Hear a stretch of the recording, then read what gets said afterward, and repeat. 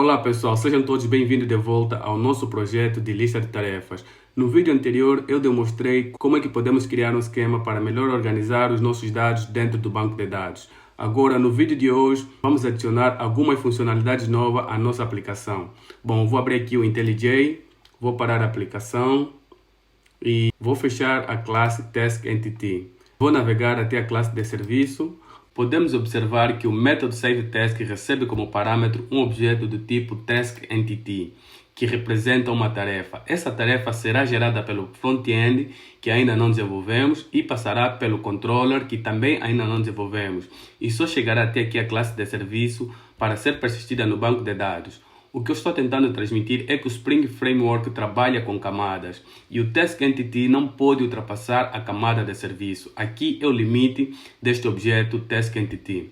O controller não deve conhecer o TaskEntity. Isso significa que nós temos que criar um outro objeto que o front-end e o controller possam manipular e passar para a camada de serviço. Dentro da camada de serviço é onde nós vamos converter este novo objeto para então TaskEntity. O que eu estou tentando dizer é que neste método não podemos receber como parâmetro um objeto do tipo TaskEntity, porque este método aqui será chamado através do controller e o controller não conhece o objeto TaskEntity. Se ainda assim você não compreendeu, não se preocupa. Você vai compreender o que eu estou a tentar transmitir na medida em que eu vou criar esse objeto e vou criar uma classe que vai converter este objeto novo para então TaskEntity. Para criar este objeto novo, eu vou navegar até aqui ao pacote API e vou criar uma classe nova chamada TaskDTO. Esta classe TaskDTO será muito parecida com a classe TaskEntity. Então eu vou copiar os mesmos atributos e vou colar aqui na classe TaskDTO. Vou eliminar algumas coisas que não serão necessárias, como por exemplo essas configurações de banco de dados, nome de coluna.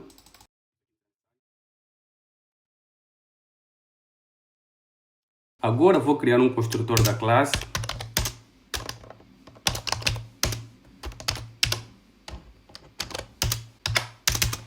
E vou gerar os métodos getters e setters.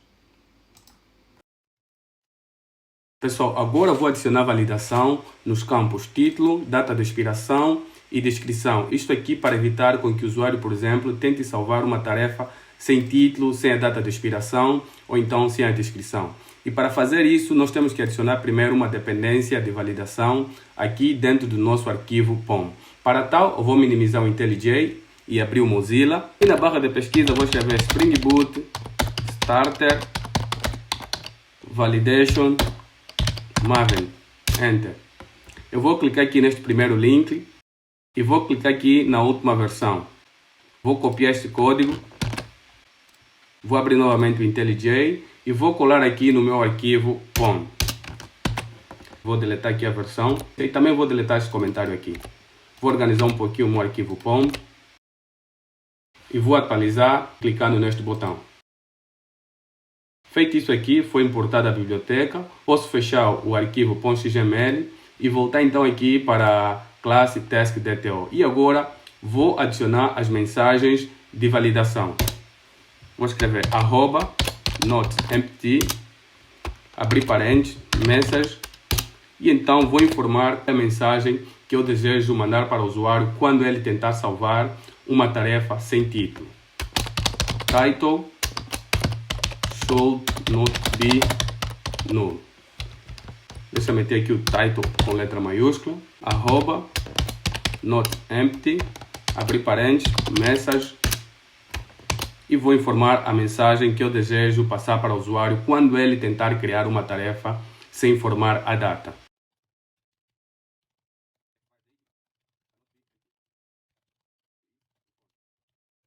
E por último, vou adicionar a mensagem de validação no campo descrição. Abrir parênteses, message, e aqui vou informar a mensagem.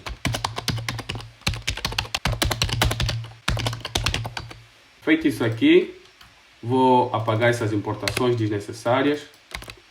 E então temos concluído a classe TaskDTO. Vou fechar aqui a classe TaskDTO. Vou fechar também a classe TaskEntity. E já estamos cá dentro da nossa classe de serviço. Bom, aqui é onde temos o método SaveTask, que recebe como parâmetro um objeto do tipo TaskEntity. E conforme eu disse aquela hora, o método SaveTask deve receber como parâmetro um objeto novo, que é este que nós acabamos de criar aqui, que é o TaskDTO. Então, aqui neste parâmetro, nós devemos substituir TaskEntity por TaskDTO. Eu vou deletar e vou escrever final TaskDTO, TaskDTO. Para uma questão de informação, este tipo de objeto é chamado de objeto burro, porque ele não possui outra função senão a de transferir dados de dentro para fora da nossa aplicação e vice-versa. Por isso é que ele tem o sufixo DTO, que significa Data Transfer Object. Esta pequena mudança originou em 2 erros aqui dentro do nosso código. E eu vou explicar para você por que temos estes erros. Bom, este primeiro erro dentro do método SaveTask é porque nós deletamos aquele objeto que estava aqui, TaskEntity. Então, ou seja, aqui nós estamos a passar esse objeto, TaskEntity, mas esse objeto não existe dentro do escopo desse método. E mesmo que eu deletar, por exemplo, e colocar o TaskDTO, este erro vai permanecer. Por quê? Porque o nosso repositório não espera um objeto do tipo TaskDTO, mas sim do tipo TaskEntity. E eu vou mostrar isso para você. Quando nós criamos o repositório, você lembra que aqui colocamos a classe TaskEntity. Então, este repositório ele sempre vai esperar um objeto do tipo TaskEntity. Se você passar um outro tipo de objeto, ele sempre vai apontar um erro. Então, por enquanto, eu vou colocar aqui um comentário de linha e também vou colocar aqui um comentário de linha neste método GenerateRandomTask. Para resolver este problema efetivamente, eu tenho que pegar este objeto que eu recebo aqui como parâmetro dentro do método SaveTask e converter ele em TaskEntity. Existem algumas bibliotecas Java que já fazem isso, por exemplo, uma delas que eu conheço é o Mapper, mas eu não vou utilizar nenhuma biblioteca para que você possa compreender exatamente o que eu estou a fazer, beleza? Então, para tal, eu vou criar mais um pacote. Esse pacote vai se chamar Mapper. E dentro desse pacote eu vou criar uma classe chamada TaskCompleto. Beleza. Adicionar. Então, basicamente, esta classe será responsável por receber, por exemplo, um objeto do tipo TaskDTO e converter ele para TaskEntity. E também vai receber um objeto do tipo TaskEntity e converter para TaskDTO. Agora vou criar o primeiro método que vai receber um objeto do tipo TaskDTO e vai retornar um objeto do tipo TaskEntity. Então vou escrever public TaskEntity, que é o tipo de retorno, e o nome do método vai chamar convert. Vou abrir parênteses e vou informar final TaskDTO. Vou abrir chaves. E agora aqui dentro do método vou criar o objeto TaskEntity. TaskEntity igual a new TaskEntity. Este método é para converter um objeto do tipo TaskDTO para TaskEntity. Então isso significa que eu vou pegar os valores desse objeto e vou passar para estes objetos aqui. Então o primeiro valor que eu vou passar é o title. Então vou escrever TaskEntity set title. E vou pegar este objeto aqui, TaskDTO, e vou receber o seu title para passar então a este objeto. E assim vou fazer com os outros atributos.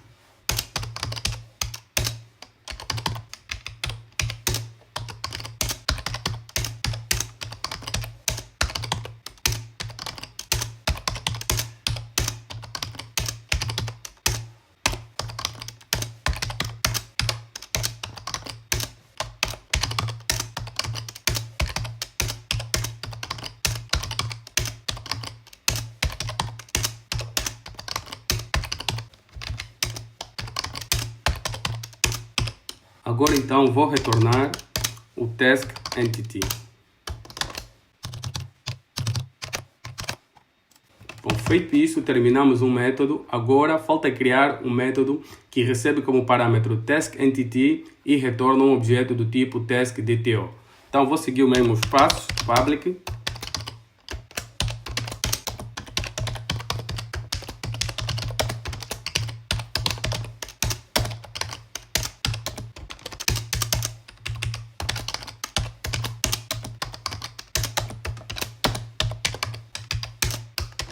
Pessoal, aqui vai ser um pouco diferente, uma pequena diferença, por quê? Porque quando nós temos o objeto TaskEntity persistido no banco de dados, esse objeto já tem um ID. Então, no primeiro método eu passei simplesmente 6 parâmetros, mas aqui agora eu vou ter que passar 7 parâmetros, porque aqui já temos o ID.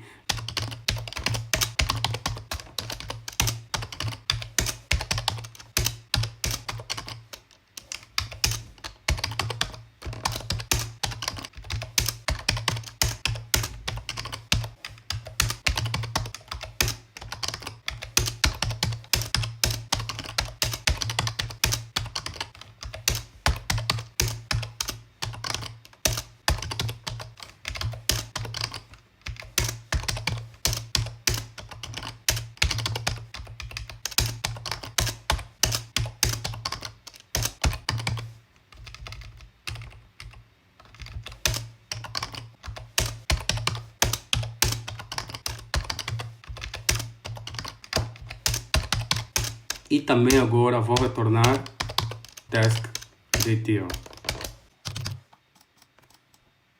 Feito isso aqui, vou adicionar a anotação @component. Vou fechar aqui a classe. Agora aqui na classe de serviço vou importar esta classe que acabamos de criar. Vou escrever private final taskConverter. E no construtor da classe também vou colocar final task.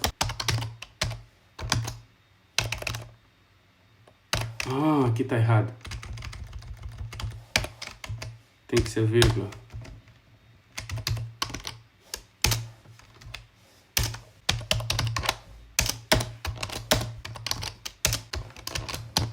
Bom, agora já terminei de importar o taskConverter, então posso utilizar aqui dentro do método SaveTask. Então vou digitar final TaskEntity.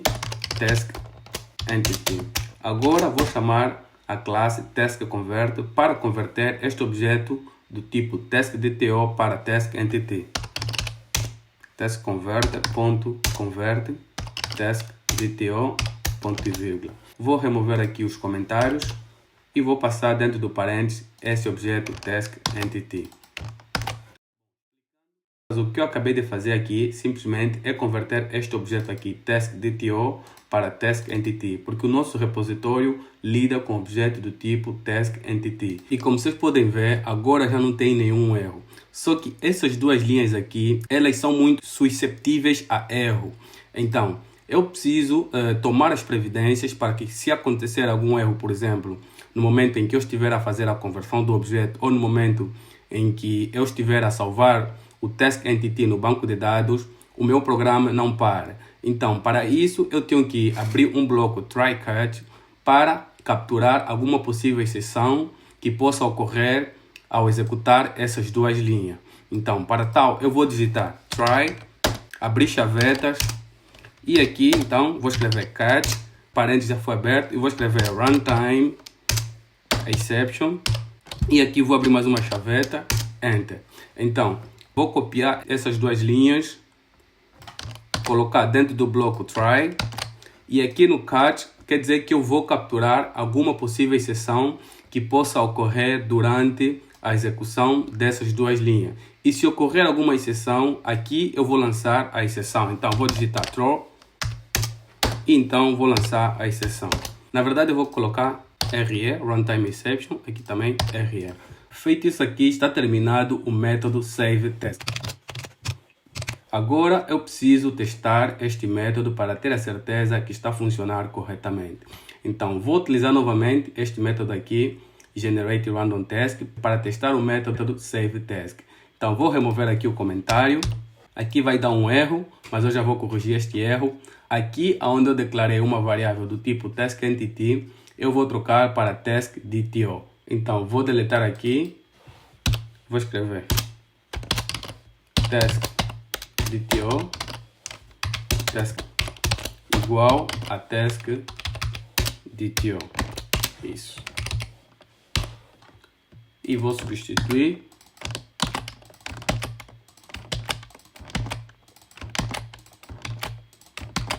E aqui então no método SaveTask vou passar o objeto SaveTaskDetail. Como nós já temos no banco de dados uma tarefa salva com esses mesmos dados, então eu vou mudar um pouco. Aqui onde está a aula de programação, eu vou colocar, por exemplo, aula de violão. Na descrição eu vou colocar eu, professor Antônio, estou dando aulas de violão. Aqui no Status Ready eu vou colocar, por exemplo, Progress, nível de prioridade, eu vou colocar Low. Só para ter uma diferença com aquela tarefa que nós já temos no banco de dados. Feito isso aqui, vou executar a aplicação.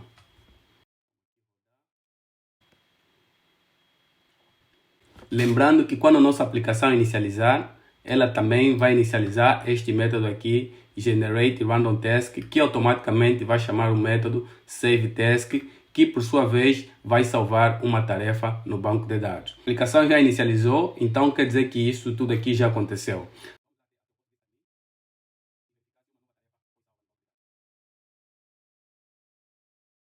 Vou abrir aqui para ver os bancos de dados que eu tenho. E o nosso banco de dados é o Task Management. E o nosso esquema é o Schema Task. E aqui está a nossa tabela. Vou fazer um Select e vou executar esta query.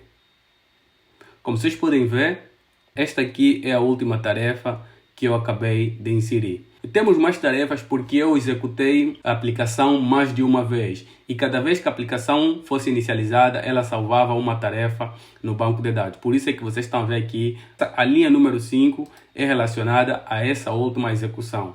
Por isso é que vocês podem ver que a descrição está aqui a dizer: eu, professor Antônio, estou dando aulas de violão.